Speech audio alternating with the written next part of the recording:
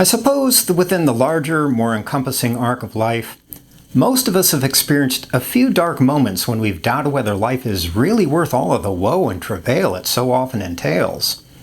You know, those unsettling sorts of moments when we realize just how much senseless suffering, strife, and endless irritation there really is in this life. Basically, how much of it is filled with agonizing uncertainty, intolerable betrayal, vexing injustice, petty annoyance, and stupefying triviality. And so, at some point, it seems natural to ask, what, if anything, makes life worthwhile? Worth all of the effort, the pain, and the struggle?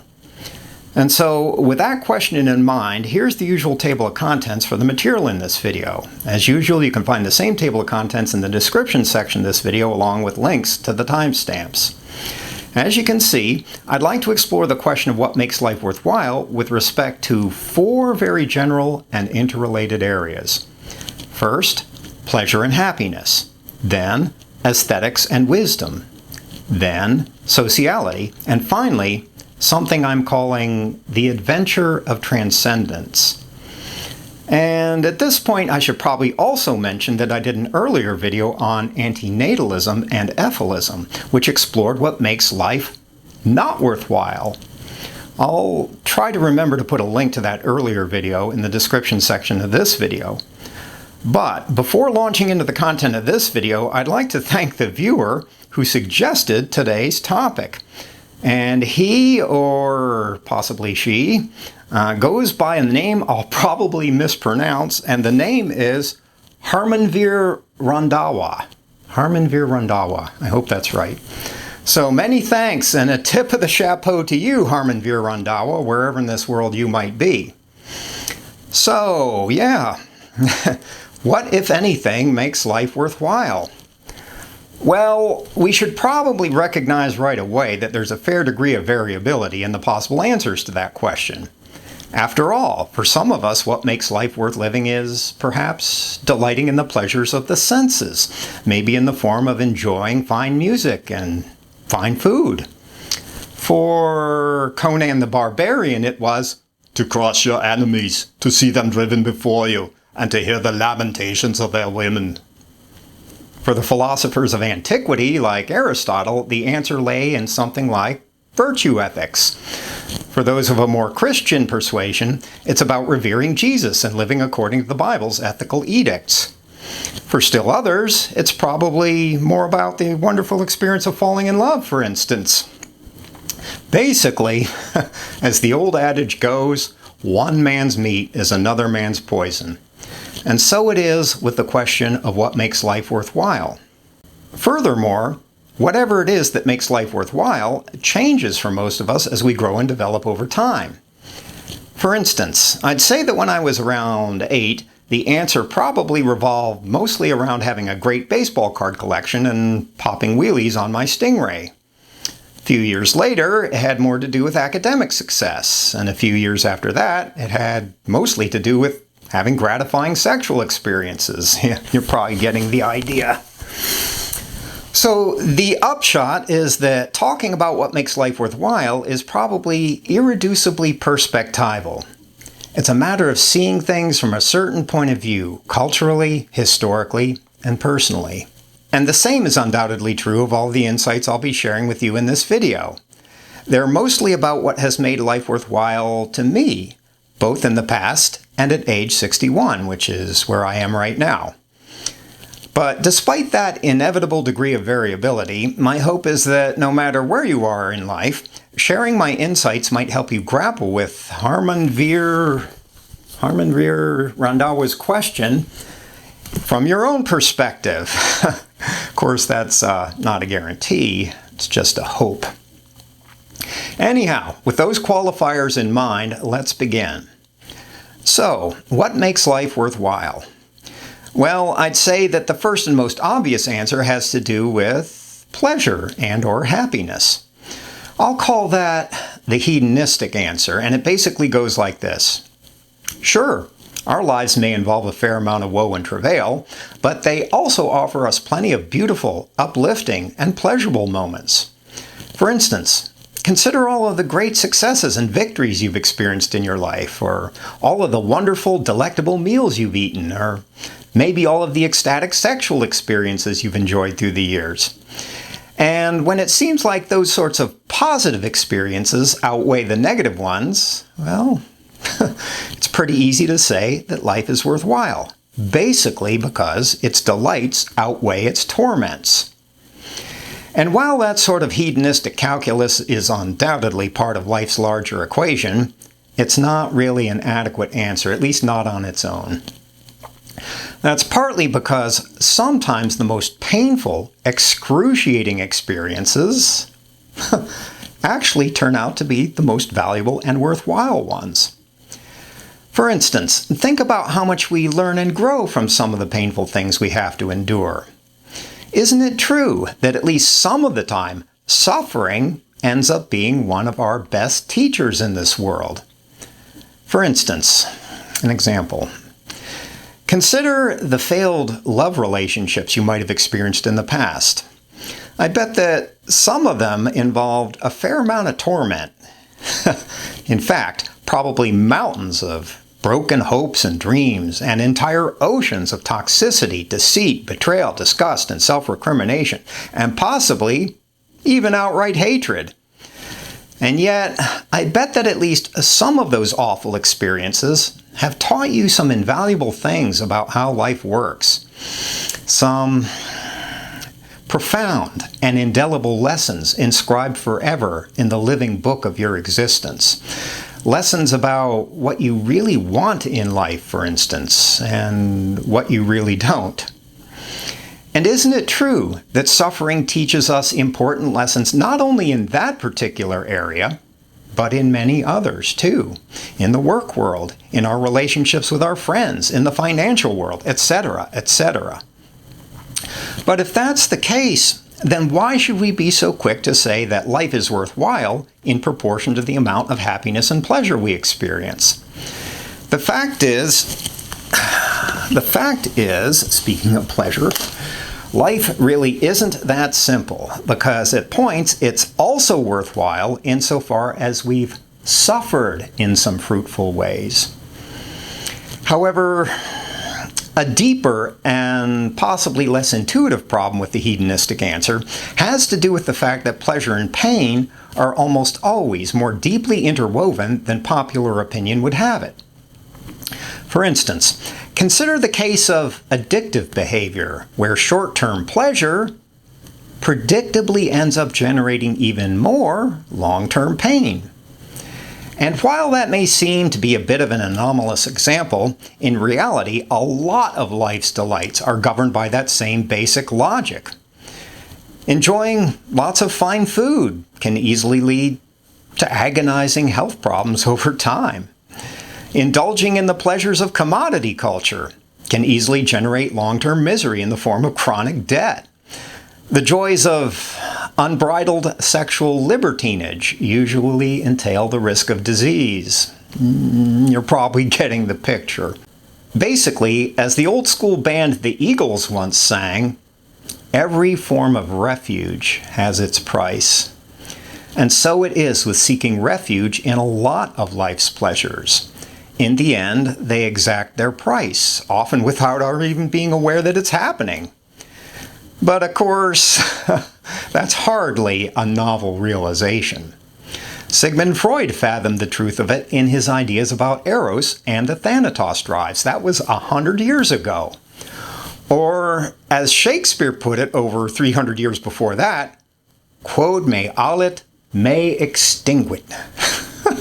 Little Latin for you, which means that which feeds me also extinguishes me. And that same realization also lies near the heart of hubris, as the classical Greek tragedians depicted it. You know, the idea that flying too close to the sun, like Icarus did, can very easily bring about our catastrophic undoing.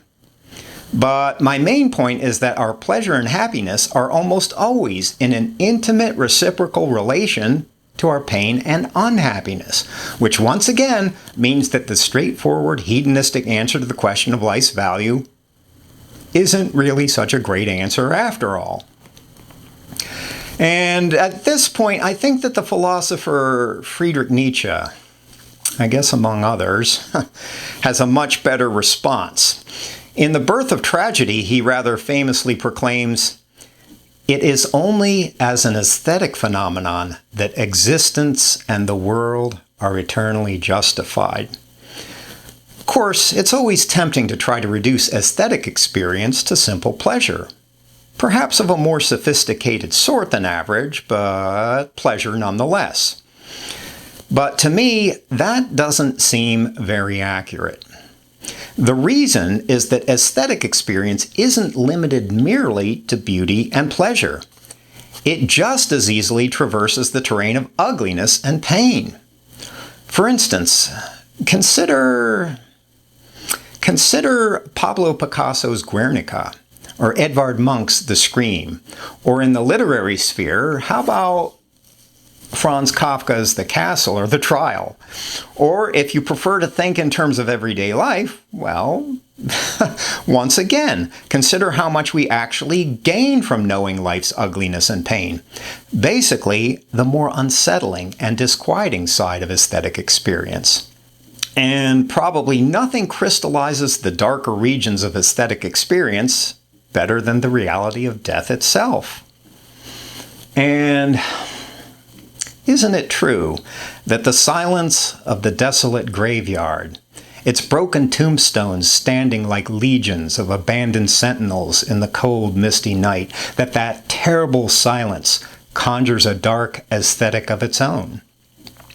And when you think about it, isn't it also true that life's greater wisdom is often born in places like that? In our forbidding shadows, in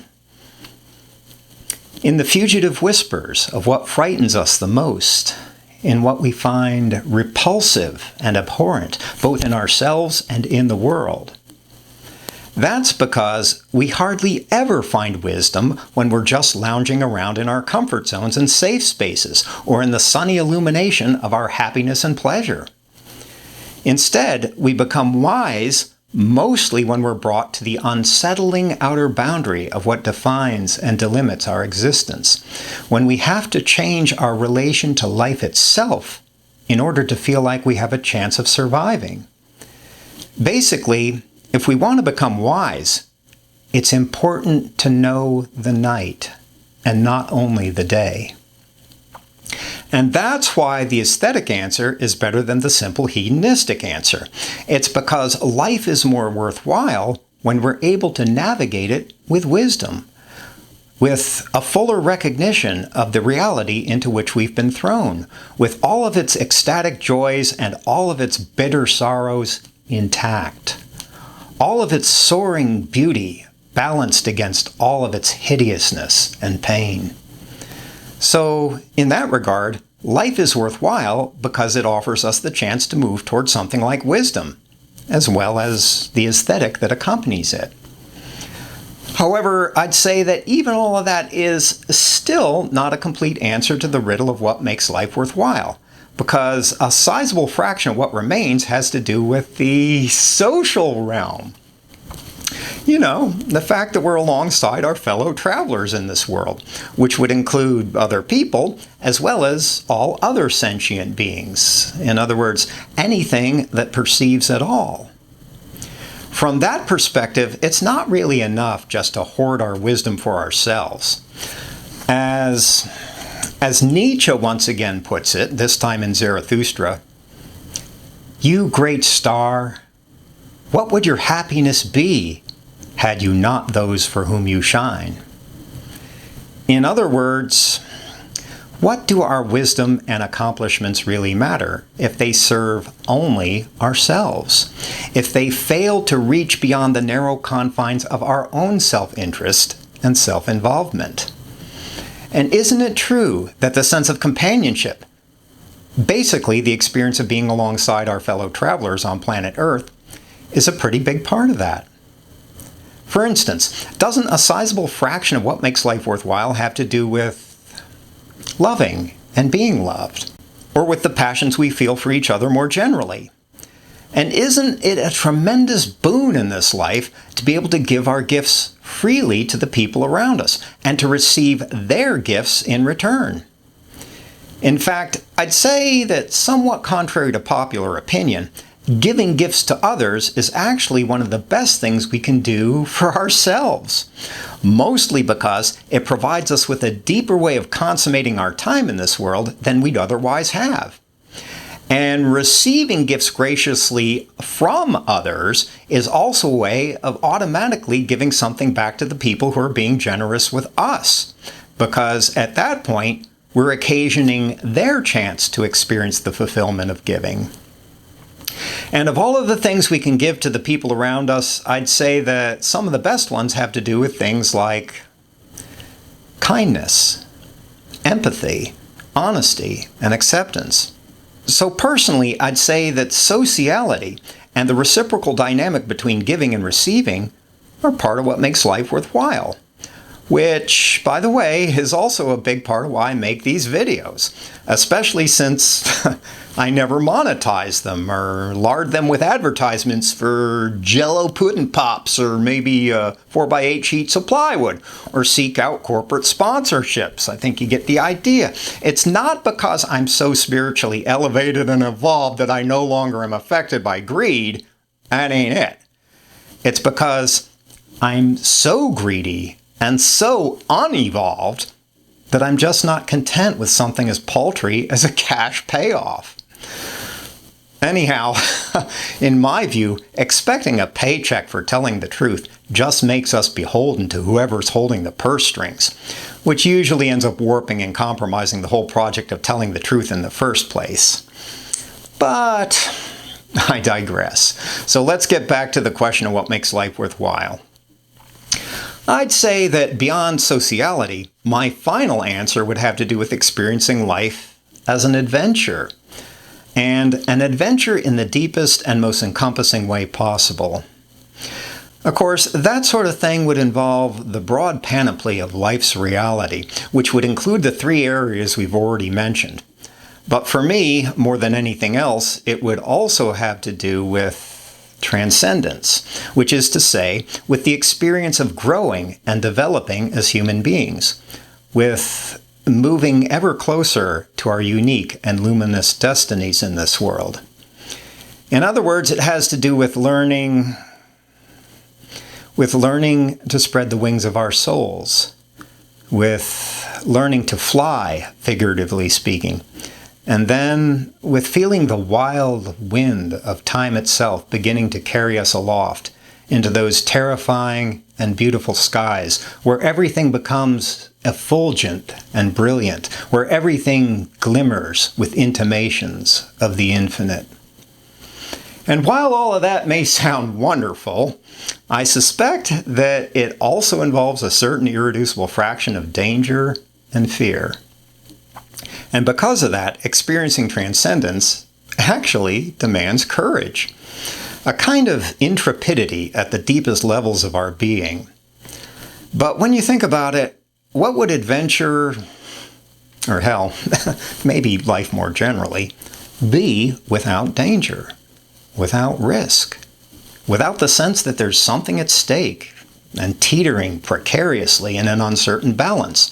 And in the case of transcendence, what's at stake is nothing less than life as we've known it thus far.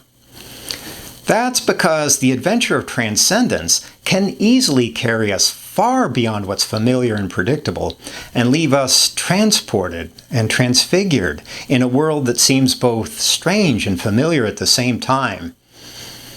A world born anew because we've been born anew. And in that regard, the palpable danger of transcendence basically has to do with our fear of annihilation.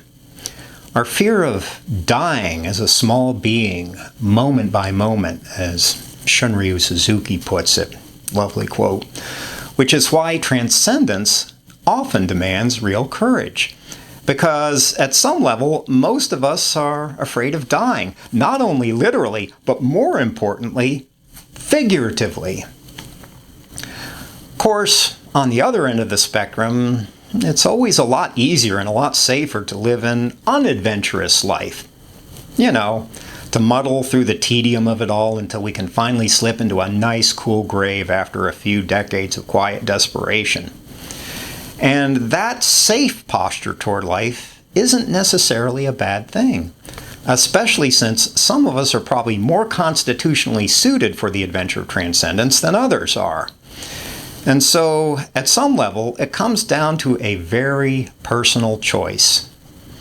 But for me, I'd say that part of what makes life worthwhile has a lot to do with the delicious and perilous uncertainty of it all, and with our trembling willingness to face that reality, and then our willingness to learn to live accordingly. But at this point, I guess I feel like some qualifiers are probably necessary. First, it's probably tempting to think that we should immediately start engaging the mechanisms of commodity culture to enhance our sense of an adventurous, transcendent life. Maybe we should see if there are any special transcendent sneakers for sale on Amazon.com. Or maybe we should enroll in some sort of class or training for it. Or maybe we should take up skydiving, or possibly buy a ticket to Nepal where we can take in the rarefied spiritual air of the Himalayan mountains. But hate to tell you, but none of that is actually necessary. In fact, a lot of it is probably just another distraction. That's because the adventure of transcendence isn't about buying the right shoes or driving the right car or saying the right things or traveling to the right countries. Of course, it could involve any of those things, but the point is that they're not actually required. What's required is to learn to open the portals of our perceptual fields wide enough so that we can experience what life is actually showing us. Fully and completely, right here and right now. The fact is that the whole adventure of transcendence can start with something as simple as encountering the reality of a single grain of sand, or maybe just petting a cat, or even just feeling our breath moving in and out of our bodies for a moment or two, but to feel it fully and completely, without secretly hankering for something else. To be entirely present and accepting and involved in whatever we're experiencing, rather than doing what most of us usually do, which is to fill our consciousness with thoughts like, after this, I guess I'm going to have a pizza. And once again, there's absolutely no shame in thinking about pizza, because that's a very human and very understandable thing to do. But on the other hand, that fact doesn't mean that we have to accept distraction as the upper limit of our time in this world. You know, the poet William Blake once famously opined that if the doors of perception were cleansed, everything would appear to man as it is, infinite. From that perspective, the adventure of transcendence is about cleansing the doors of our perception over time, and then assuming our place among the other denizens of the infinite. So, the first qualifier would be that the adventure of transcendence requires no special situation or occasion, because the special occasion is already happening. Even as you're watching this video. Surprise! Anyhow, the second qualifier has to do with this. When I'm talking about how experiencing danger is part of the larger adventure of transcendence, I'm talking about cultivating a strategic sense for danger, which is not the same thing as being stupid. In fact, they're not even close. That's because sometimes our fears are actually intelligent, especially insofar as they can alert us to things that we should probably avoid. So if we're hiking in the mountains and an avalanche starts happening, well, our fear is probably telling us that it would be pretty stupid not to get out of the way. But of course, at other points, our fears are little more than our prisons. The very thing that keeps us living lives that are far smaller and far more constricted than they really need to be. And so developing a strategic sense for danger, and I'm emphasizing that word strategic, means being able to tell when the time is right to step beyond our fears and when it's not. And while that may sound pretty easy, it's actually not easy at all, especially since the kinds of fears that needlessly imprison us usually appear to be very real and very well justified. Anyhow, at this point I should probably move toward ending this video by offering you a few suggestions about how you can make that distinction more accurately. And I believe that the starting point mostly has to do with developing self-awareness. That is, with becoming mindfully and perceptively cognizant of what's really going on inside of ourselves. And here in the West, and more specifically in the United States where I live, that's not such an easy thing to do, especially since there are many powerful cultural forces dragging us in the exact opposite direction, into the vast, teeming, trackless ocean of endless distraction, usually disguised as entertainment. In fact, I'd say that to care about self-awareness in a world like ours almost requires a special act of defiance, a kind of personal rebellion against our world's myriad seductions. But beyond that, I'd say that the best way of cultivating self-awareness is by making an active practice out of it. It's a little like learning to play a musical instrument. It's pretty much impossible to get good at it as long as we're resting easily in our fantasies and wishful thinking. Instead, getting good at music, or perhaps the music of self-awareness, requires developing a familiarity and intimacy with it through endless hours of sustained practice, probably over a span of many years. It means making thousands upon thousands of dumb mistakes and blunders, and being willing to recognize and live through them, and to learn something from them along the way. Consequently, getting good at music, or again at self-awareness, also means learning to endure times of self-doubt and hopelessness. Moments when it seems like we should probably just give up. And when we're thoroughly beleaguered by that sort of fatalism, it means stepping forward anyhow and taking up our imperfect practice, possibly for the 10,000th time, against all odds. Perhaps out of sheer bloody-mindedness, as the British like to say. However, to be able to endure all of that, it's important to allow ourselves to fall thoroughly in love with what we're doing, whether it's learning an instrument or cultivating self-awareness, so madly and deliriously in love with our practice that it eventually becomes just another natural part of everyday life. Maybe like brushing our teeth or tying our shoes, rather than some sort of unpleasant, intrusive burden. And here, I should stress that it's important to fall in love with the practice itself, rather than with the prospect of eventually arriving at some sort of destination, which, if we're honest about it, may or may not come to fruition, especially since life can be a very capricious and unpredictable thing. And who can say where it will and where it won't end up taking us? Anyhow, as I've mentioned possibly too many times in my previous videos, I personally find meditation to be a great way of practicing self-awareness, and consequently a way of developing the ability to distinguish between our reality-based fears and those that haunt us like phantoms in the harrowing midnight of our self-inflicted debilitation and paralysis. But hey, meditation is just my thing, and it's important for you to do you. After all, you're living your life and not mine. And I'm sure that there are many other great ways of cultivating self-awareness in this world.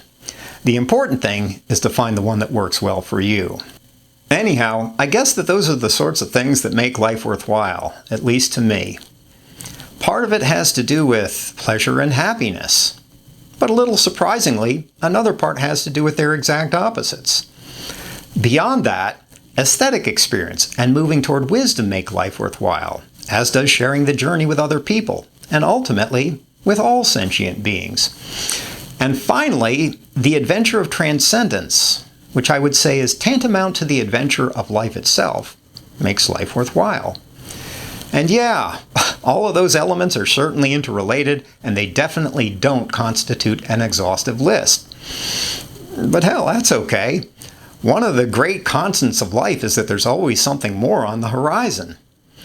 However, in the final analysis, I'd say that of all of the times and places where life seems truly worthwhile, the most important is, well, it's in simple everyday life. In the smile of a friend, for instance, or the sound of rain on the roof. And who knows, perhaps even in making these videos for you. After all, I think that there's room in this universe for that. Anyhow, that's how it is for me. Subject is always to change, possibly later today. So, yeah, thanks to each and every one of you for taking the time to watch and listen. I definitely appreciate your time and your attention. And of course, as always, take care of your soul.